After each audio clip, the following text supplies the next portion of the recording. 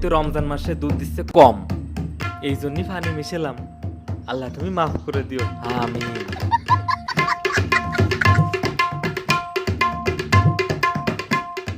আসসালামু আলাইকুম ব্যাপারী সাহেব। ওয়ালাইকুম আসসালাম। তা আপনাকে তো মসজিদে একক তো নামাজের সময় দেখা যায় না, এখন আবার দেখতেছি টুপি মাথায় দিয়ে দুধ বেচতে যাচ্ছেন, ব্যাপার কি? যাই হোক ব্যাপারী সাহেব, আমার দুধ লাগবে, আমার 1 কেজি দুধ দেন। ইমাম সাহেব, গরুতে দুধ কম দিচ্ছে, ওই হাফ কেজির বেশি আমি দিতে পারবো না। শোনেন, আমি আপনাকে বলতেছি কিভাবে গরুর দুধ বাড়বে।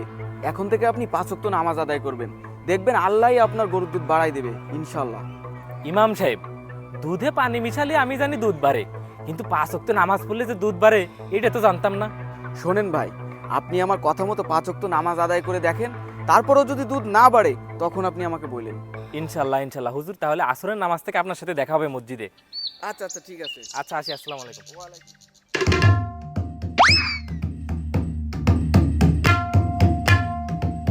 কি ব্যাপার ব্যাপারী সাহেব, সূর্য কোন দিকে উঠলো?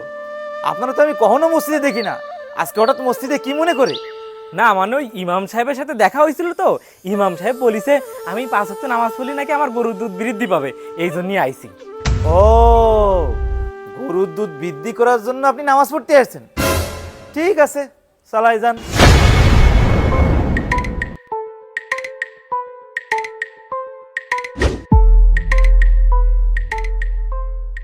ইমাম সাহেবের কথা মতন তো নামাজ পড়া ধরেছি। মনে হয় আজকে তো আমার গরুর দুধ বাইরে গেছে, যাই তাড়াতাড়ি বাড়ির দিক যাই।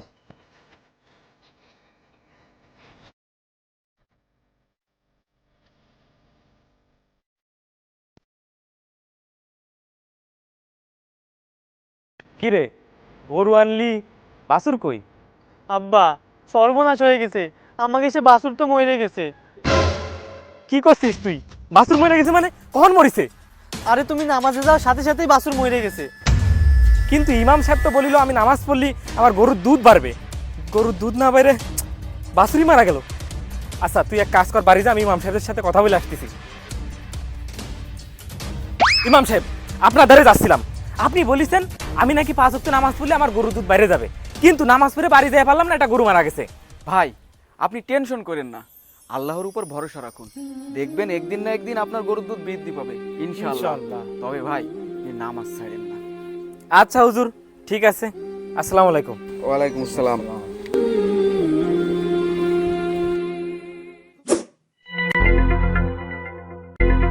আল্লাহ, আমি তো আগে থেকে মেলা ভালো হয়ে গেছি, 5 ওয়াক্ত নামাজ পড়তেছি, এমনকি ওই দুধে পানিও মিশাচ্ছি না। ইমাম সাহেব তো বলছিল 5 ওয়াক্ত নামাজ পড়লে আমার গরুর দুধ বৃদ্ধি পাবে, এর আগে তো একটা গরু মারা গেছে। আল্লাহ, বাড়ি যাওয়ার জন্য দেখি আল্লাহ গরুর দুধ বাইরে গেছে, আল্লাহ ভরসা, যাই।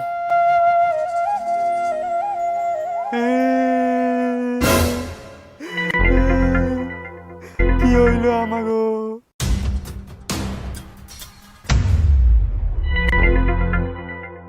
আব্বা, কি হয়েছে? এনে বসে কান্দিছো কেন?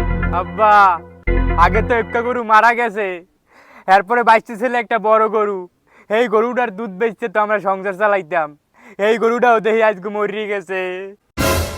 কি, আজকে একটা গরু মারা গেছে? আমি, তুই এনে থাক মৌলভী সাহেব, তোমারে তো আজকে খাইছি, থাকেনি, আমি আসতেছি। এই ইমাম সাহেব, তুই আমার কিসের উপদেশ দিছিস? তোর কথা মতন আমি নামাজ পড়া ধরেছি, কিন্তু আমার দুইটা গরু মারা গেছে। আঙ্কেল প্লিজ উত্তেজিত হন না আঙ্কেল, কি হয়েছে আঙ্কেল? আর আপনারা আগের দিন বললাম না, ইমাম সাহেব বলিছে আমি 5 ওয়াক্ত নামাজ পড়লে নাকি আমার গরুর দুধ বৃদ্ধি পাবে, কিন্তু তার বদলে এখন দিয়েছে আমার 2টা গরুই মারা গেছে। ভাই, হাল ছাড়েন না, হয়তো আল্লাহ পাক আপনার উপর পরীক্ষা নিচ্ছে। আপনি 5 ওয়াক্ত নামাজ পড়তে থাকেন, আর নামাজের পর ভালো করে দোয়া করতে থাকেন। আচ্ছা ঠিক আছে, আপনি যখন বললেন। আচ্ছা হুজুর, আসি, আসসালামু আলাইকুম। ওয়ালাইকুম আসসালাম।